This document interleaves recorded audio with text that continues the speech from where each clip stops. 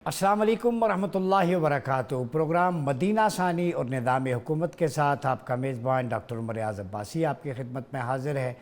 नाज़रीन, आज हम बात करेंगे इस्लामी निज़ाम हुकूमत व सियासत पाकिस्तान की बका का ज़ामिन। जब हम कुरानिक पर्सपेक्टिव में अगर इसको देखें तो सूरह फ़तह जो चैप्टर 48 है कुरान मजीद का, उसकी वर्स नंबर 28 के अंदर अल्लाह रब्बुल इज़्ज़त ने फरमाया, वल्लज़ी अरसल रसूलहू बिलहुदा व दीनिल हक़ लियुज़हिरहू अलद्दीन कुल्लिहि व कफ़ा बिल्लाहि शहीदा। वही अल्लाह है जिसने अपने रसूल को हिदायत और दीन हक़ के साथ भेजा ताकि इसे सब अदियान पर गालिब करे, और अल्लाह गवाह काफ़ी है।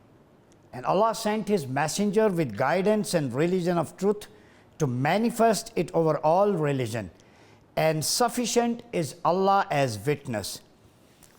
अगर हम दीन के लफ्ज़ को देखें, दीन इस्लाम के जहाँ गलबे की बात हुई, बेसत अंबिया का मकसद भी दीन का गलबा था, तो दीन के लफ्ज़ को कुरान मजीद ने आखरत के निज़ाम के लिए भी इस्तेमाल किया है और दुनियावी ज़िंदगी के निज़ाम के लिए भी।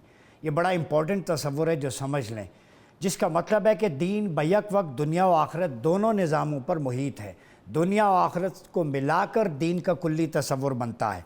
तो दीन के दो हिस्से हैं, एक का नाम दुनिया है, दूसरे का नाम आखरत है। दीन एक कुल है और दुनिया व आखरत इसके अज्जा है। न तन्हा दुनिया का नाम दीन है और न फ़कत आखरत का नाम दीन, बल्कि दीन बैक वक्त और दुनिया व आखरत पर हावी है और एक कुल की हैसियत रखता है।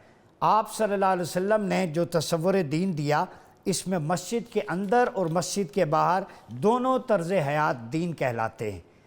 जहाँ नमाज, रोज़ा, सौम, हज और ज़कात जैसे मामलात दीन का हिस्सा हैं, वहीं नापतोल, लेन देन, तिजारत, कारोबार और इक्तिसादियात और सियासियात ये भी दीन का हिस्सा हैं। यानी सोशल लाइफ आपकी वो भी दीन का हिस्सा है, बल्कि मामूल में ही दीन आपका 80% है जो आपकी सोशो इकोनॉमिक वेलफेयर से बहस करता है। आप सल्लल्लाहु अलैहि वसल्लम की एक हदीस है जिसे मौजमुल औसत के अंदर इमाम तबरानी ने रिवायत किया है। आपने फरमाया, बाज़ गुनाह ऐसे हैं जो नमाज, रोज़ा, हज और ज़कात के ज़रिए भी मुआफ़ नहीं हो सकते। सहाबा कराम मुस्तरब और परेशान हुए तो आप सल्लल्लाहु अलैहि वसल्लम ने फरमाया, अज़्ज़ुनूब ज़ुनूबुन ला यगफ़िरुहा इल्ला अलहम्मुन फ़ी तलबिल मईशा, कि गुनाहों में बाज़ गुनाह ऐसे हैं जिनका कफ़ारा सिर्फ़ मईशत की फ़िक्र और जिद्दोजहद और काविश से हो सकता है। यानी मुआशी वसाइल की बेहतरी के लिए उसके इस्तेमाल में अदल इंसाफ और मुसावात को इख्तियार करना, ये गुनाहों का कफ़ारा है। मईशत में इक्तिसाद और इत्तेदाल, चाहे वो हुक्मरान हों, आम आवाम हों, ये उनके लिए मिशल राह है।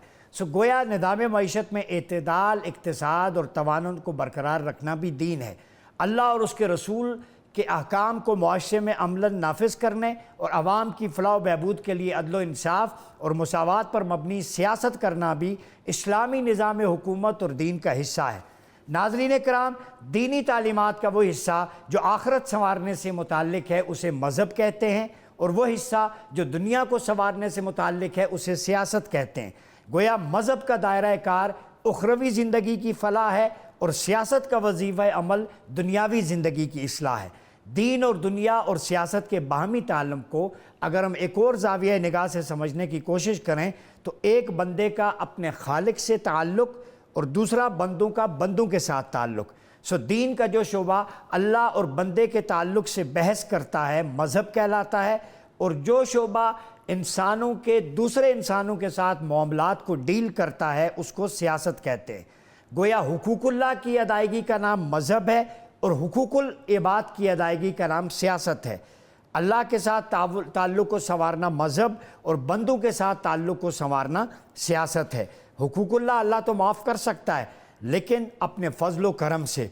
जहाँ तक बंदों से बंदों के ताल्लुक़ हैं, जब तक वो बंदे राज़ी ना हों अल्लाह ताला वो माफ़ नहीं करता। लिहाजा मज़हब और सियासत लाज़िम व मलज़ूम है। इस ज़मन में समाजी ताल्लुकात की अखलाकियात को कुरान यूँ वाज़े करता है, व इबादुर रहमान अल्लज़ीना यमशूना अलल अर्दि हौना व इज़ा ख़ातबहुमुल जाहिलूना क़ालू सलामा वल्लज़ीना यबीतूना लिरब्बिहिम सुज्जदन व क़ियामा। सूरह अल-फुरक़ान 25 नंबर चैप्टर कुरान का 63-64 नंबर आयत है कि रहमान के बंदे तो वो हैं जो ज़मीन पर आजी से पोंक पोंक कर कदम रखते हैं اور جب ان کا جاہلوں سے سامنا ہو تو سلامتی کی دعا دیتے ہوئے گزر جاتے ہیں، رات اللہ کے حضور قیام میں گزار دیتے ہیں۔ گویا دنیا سیاسی عمل کو سنوارتی ہے، یعنی معاشرے کے اندر اگر کانفلکٹ مینجمنٹ کرنی ہے تو آپ ہر کسی کے ساتھ ڈیبیٹ نہیں کرتے، ایتھکس آف ڈس ایگریمنٹ کے دائرے میں رکھ کے سلامتی کہہ کے گزر جاتے ہیں، جو سبجیکٹ اسپیشلسٹ ہو اس سے بات کرتے ہیں۔ اسی طرح قرآن کہتا ہے لِيَبْلُوَكُمْ أَيُّكُمْ أَحْسَنُ عَمَلًا۔ سورہ ملک میں یہ فرمایا گیا ہے کہ اللہ رب العزت نے تمہیں پیدا کیا تاکہ تمہیں آزما سکے تمہیں اچھے اعمال کون کرتا ہے۔ اکثر عملہ نہیں کہا بلکہ احسن عمل، یعنی اللہ کو کثیر عمل مطلوب نہیں ہے، حسین عمل مطلوب ہے۔ کوانٹٹی نہیں چاہیے، quality of your attributes and actions. یہی سیاست ہے کہ ہم اپنے احوال کو سنواریں، گھر کو سنواریں، معاشرے کو سنواریں۔ ناظرین، آج ہم بات کریں گے اس نظام حکومت پر جس کی بنیاد قرآن و سنت ہے اور اس کی توسیع خلافت علی منہاج النبوہ ہے۔ جی ہاں، جس نظام میں تجارت کا فروغ عدل و انصاف اور معاشی مساوات کا عملی نمونہ ہے، جس نظام میں خلیفہ وقت کی اور عام آدمی کی تنخواہ اور مراد برابر ہوتی ہیں، جس نظام میں امیروں سے لے کر غریبوں پر خرچ کر دیا جاتا ہے، جس نظام میں فتنوں کی سرکوبی تلوار سے ہوتی ہے مذاکرات سے نہیں، جس نظام میں باہمی تعلقات رحماء بینہم کے اصول پر طے ہوتے ہیں، جس نظام میں جبر اور طاغوت کا سامنا اشداء علی الکفار کے قرآنی اصول سے ہوتا ہے، جس نظام میں مرکزیت حاکمیت آپ کی ذات اقدس ہے اور یہ والذین معہ کی نسبت سے واضح ہوتی ہے، جس نظام میں باہمی تنازعات کا حل حتی یحکموک فیما شجر بینہم کے رہنما اصول کے تحت ہوتا ہے، جس نظام میں عدالت کا نظام ان تحکموا بالعدل کے تحت ہوتا ہے، جس نظام کا دستور میثاق مدینہ ہے جو عالمگیر معاشرے کی داغ بیل ڈالتا ہے، جی ہاں، جس نظام میں نظام معیشت مواخات مدینہ کے تحت چلتی ہے، جس نظام میں انسانی حقوق